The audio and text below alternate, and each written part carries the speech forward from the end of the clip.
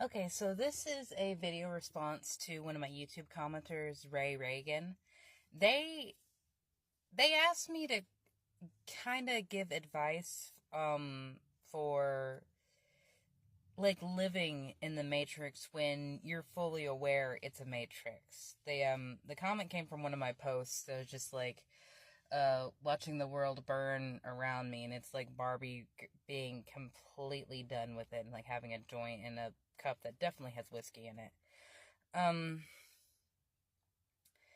and so Reagan, this is something that I've wanted to do with Soulshine for a while, is share my advice and experiences on how I live in the dreaming world as someone who is, in at least in my experience, awakened. There are different levels of awakening, and you have awakenings even after your initial one.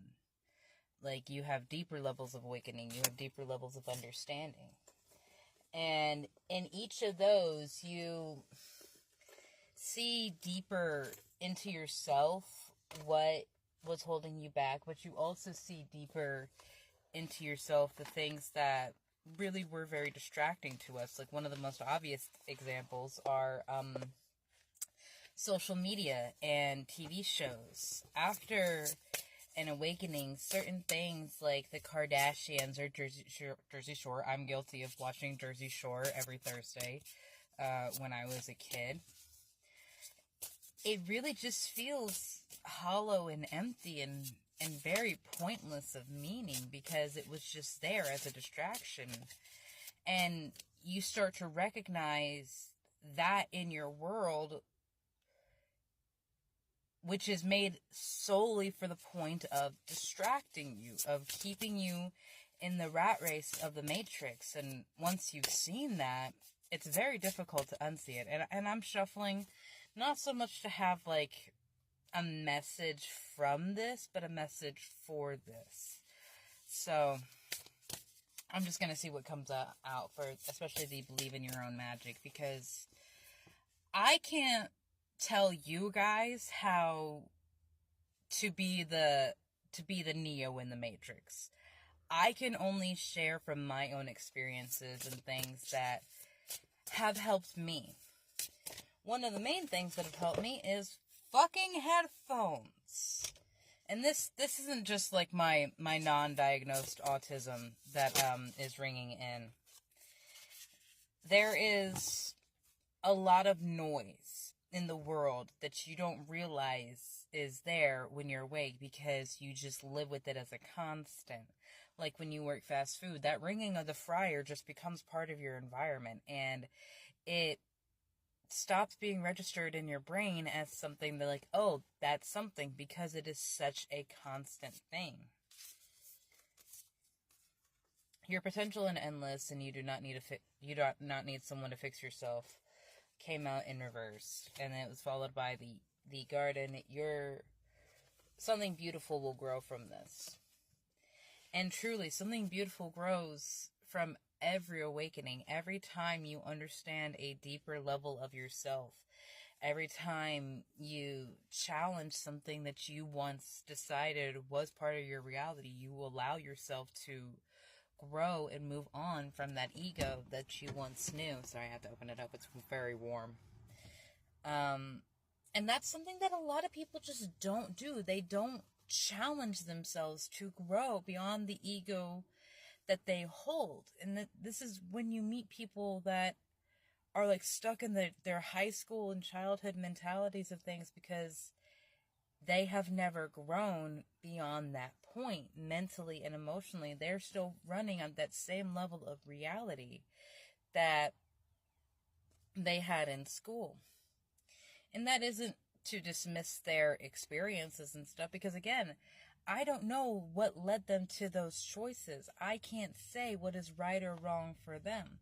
I can just see that in some cases, that they have kept themselves in a comfort zone so much that they have not needed to challenge themselves to grow, because there was nothing in their environment that was pushing themselves forward in that.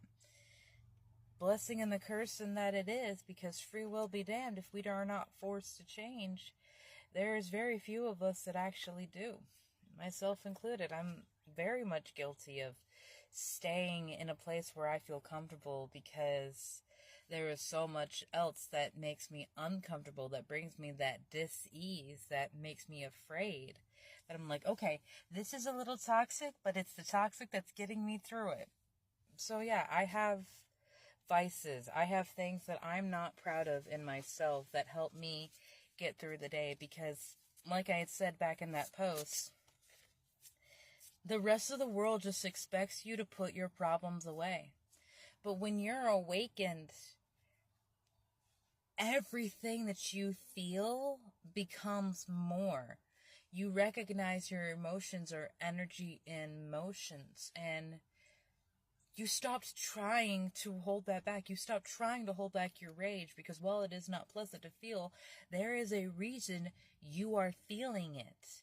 You need to express that rage. You need to express that frustration, that sadness, that joy. You come to understand that there is a power in every single thing that you do, and everything that you say, and especially how you speak on yourself. This matrix teaches us that words cannot hurt us, that our beings, our essence, do not inherently hold power. But when you open that door and you see all of that power that's there, you very quickly get overwhelmed because it has been waiting and begging for you to recognize it. And it's like, finally, let's take care of this shit. And you can accidentally overuse your power. And I'm guilty of this. The first time I started channeling with a pendulum, I straight up almost passed out because I did not have the energetic awareness or boundaries. I didn't know what I was doing. I didn't know what it was taking from me. Something lovely grows from every time that you choose yourself and you surround yourself with love. I have another deck of cards. I don't often bring 2 decks out with me because I'm out at work and I don't ever want these to get damaged. But I knew I had to pull from the Divine Abundance as well. So at the end of the day, when I feel very overwhelmed by the Matrix and I'm like, what? I can't. This person's problem and all these other things, especially now that I am back in a retail environment and I am so exposed to people's BS, I have to take time for myself and decompress in ways that I need to, where I can just escape into something like a video game or a story, or I snuggle with my best friend or my dogs, or I start baking something. I do something, even the smallest thing, to make myself happy. If I'm in a shit mood, I will watch an episode of The Muppets. If I am feeling really down and distracted on myself, I will watch something like a Don't Starve video. Something that gets me in any other direction, because neutral is better than negative when you are trying to balance yourself out. Divine flow, absolutely. Divine flow is something we have, all of us have. Expansiveness and detachments. When we detach ourselves from that idea that we are just meant to suffer and expand to the thought, you don't even have to accept it as your reality, especially if you haven't felt any proof to tell your heart that it is true. Just the thought that you can be happy, the thought that you do have the ability to change your fate, to change your world, that brings you back to a point where, in at least divine flow, can speak to you and can work with you, work through you. Thank you, Spirit, for working with me. Thank you, Spirit, for working through me. Thank you for aligning, and thank you for providing. I am so truly blessed and grateful to live in your light and energy. That was a prayer that I used when I first started connecting to the decks, and I felt like I needed to have a constant affirmation connecting me to the energies. Reframe. I understand that I need to do that more often now because I am very distracted in my 3-dimensional world. It pulls me out and away from this very often. And so maybe I do need to speak that mantra again. Maybe I do need to spend a little more time like this before I go into work, where I can just speak without the heavy purpose of delivering a message, and just being real with you guys. Like, I still struggle. There are so many days where I'm just like, I cannot with this existence. It is hard. It hurts. And I feel lost. But Reagan, every time you wake up, my love, every time that you look in the mirror and say, I am worth the struggles that I will face today, and I will be stronger for them, you tell yourself and the universe that you are worth so much more than what you have, and you are capable of conquering what will try to destroy you. Because this is a video game, and everyone else is on their own different quest line.